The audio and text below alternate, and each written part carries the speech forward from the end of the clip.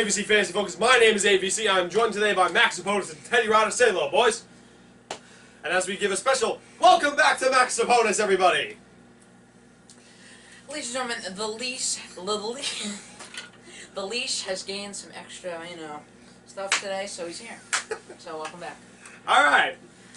It's bad I just got that joke, Ted. Yeah. All right. So we're just going to jump right into our lineups this week to give you guys the aid for your fantasy matchups. We're all going to do a lineup this week. First time ever. All right. And we're going to start... I will start it off. Very well. Please. Quarterback. We're going Josh McCown. The New York Jets. Against the Atlanta Falcons team that made it to the Super Bowl last year. Although, you probably couldn't tell that by the way they've been playing this year. Teddy, that's a great pick. I know it is. Thank you. So, Atlanta really struggled last week. I mean, they did play Patriots, but what is their record now? 3-3. Really? Yeah. I thought they had a losing record. No, they're 3-3. They're 3-3. Yeah. They're 3-3. That's why it's not panic time yet. Well, the Jets, Josh McCown has actually been playing very well. So I expect him to have a big game, including against the Atlanta Falcons defense, who just... It's not very enough. All right. We're going to go my side now. We're going to go quarterback Phillip Rivers of the Los Angeles Chargers taking on the New England Patriots.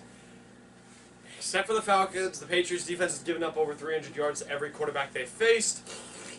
Now without their best defensive player in Dante Hightower, as we saw when he was absent for the first 3-4 weeks of the season, without him the Patriots defense is Swiss cheese, and the Chargers have just turned it up on offense. Expect a big game from Rivers. Quarterback, not going to use this. Andy Dalton of the Cincinnati Bengals. That's a good decision. It's a great decision. I'll tell you why. He's playing the Indianapolis Colts, who have a nursing home of a secondary, especially without Vontae Davis. And AJ Green is second in the league in yards right now. So with him finally healthy for over half the season, he can put up big points. That is a very good explanation right there. The first one of the year from this loser. Thank you very much. All right, we'll go ground game now. We'll go reverse now. We'll start back with you, Max. Running back. I'm going Chris Thompson of the Redskins. Very good. He's very good. Very good. Very good. Playing the Very good. Cowboys have not had a great defense all year.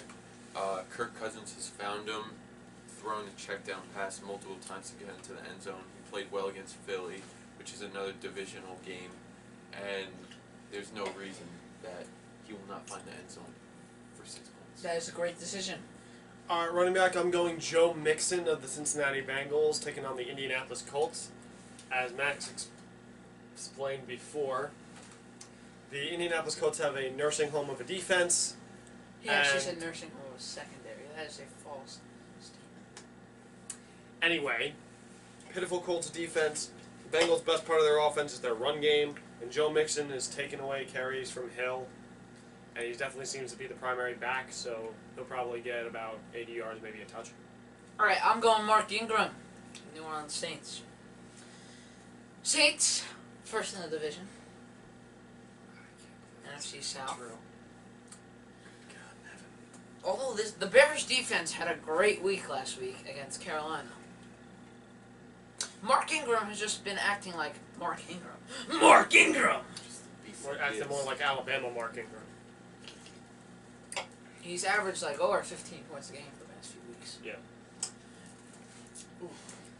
And honestly, this Saints offense is really rolling right now, so I expect a big week from anyone on the Saints team. All right, we'll go back to the air attack. Teddy, how about your wide receiver?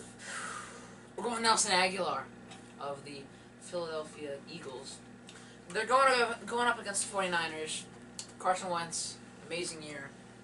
Nelson Aguilar gets at least one long bomb touchdown a game, so he's a good pickup. All right.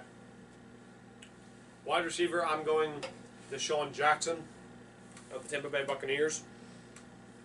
Carolina is playing better this year, but their secondary is still not very good. And D-Jax is always the type of guy who can blow the top off a secondary, especially ones like these.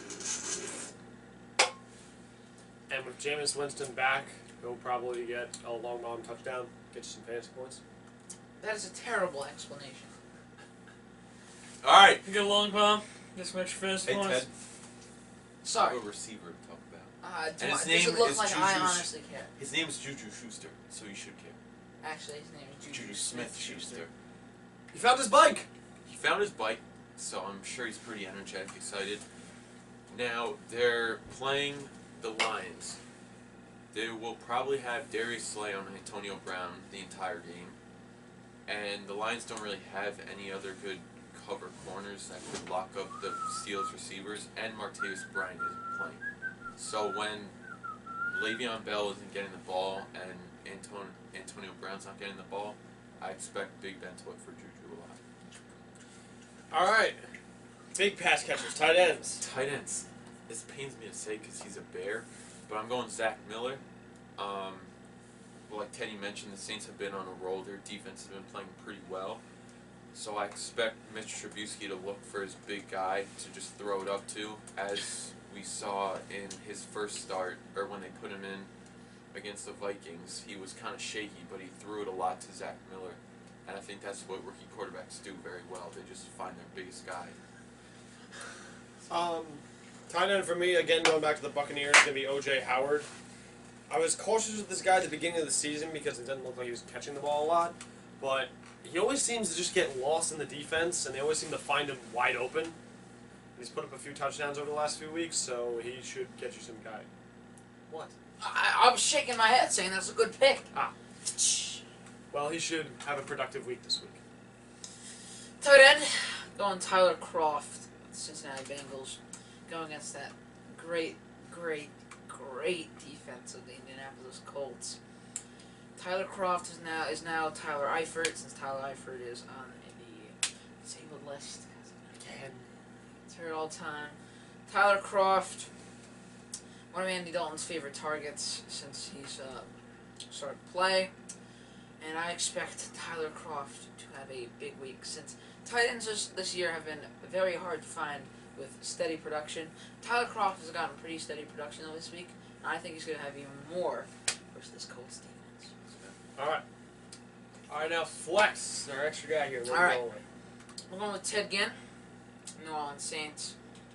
Ted Ginn has actually found he's pretty much a cheaper version of Brandon Cooks this year for Drew Brees. So, catches a long touchdown a game. And since the Saints' offense is rolling, I expect him to have a big week. All right, flex for me, I'm going Dion Lewis, running back for the New England Patriots.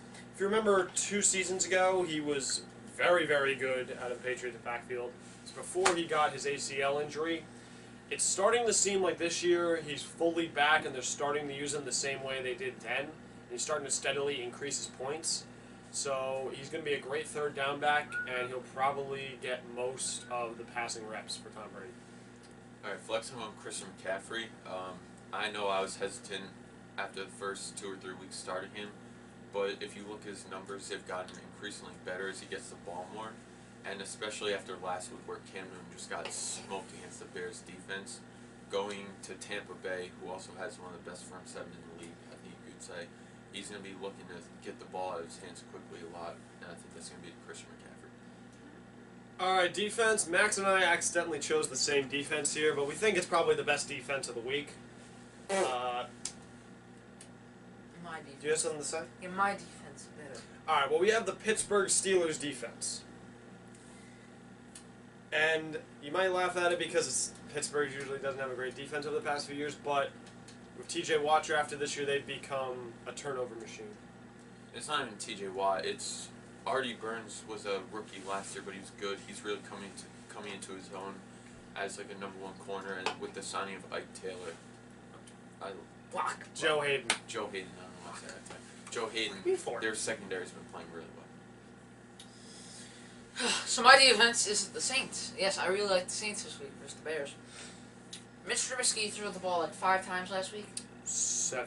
7 times? Yeah. Yeah. That's pretty sad. 7 times. I mean, you got Jordan Howard at the backfield, but that's pretty sad. Honestly, if New Orleans just keys on Jordan Howard and forces Trubisky to throw the ball, like, they're gonna I expect them to die. All right, do we want to go over any matchups? Atlanta, the Jets, that'll be a close game because Atlanta sucks this year. The Jets are rolling. The Jets have put up some exciting games. Let's just leave it at that. J-E-T. Shut up. Jets. Oakland and Buffalo should be an interesting game. Might not be very exciting, but it'll be close. I expect the 49ers in Philadelphia to be a big game. I think Carson Wentz is going to tear his ACL, and that's going to be a good game. Okay, back to a game that might actually be interesting. How about the Seattle Seahawks and the Houston Texans? That could be a good game. Sean Watson versus Russell Wilson. Bold prediction. I'm giving it to the Texans. I'll tell you why. Both these teams have some of the best defense in the league. Now, when you look at the way Deshaun Watson's been playing, he's been playing like an animal. Finding all of his receivers, finding all of his running backs. He's getting Will Fuller involved. He's getting Will Fuller involved in the offense. It's about time. And Russell Wilson has not been getting it done for Seattle. It's not even just him. Their run game's been terrible. Coin drop O-line. Exactly. Yeah. Shut up. Seattle doesn't have enough offensive production to beat the Texans. Dallas and Washington. If you're an NFC East football fan, this is always a good game. Yeah. It's usually just a shootout. None of these defenses are really going to stop each other. Pittsburgh, Detroit, Sunday night. It could be interesting. Kansas City, Denver. Kansas City, Denver. It depends on what Trevor Siemian shows up. If the Trevor Siemian that's been good that we've seen this year shows up, it'll be a good game.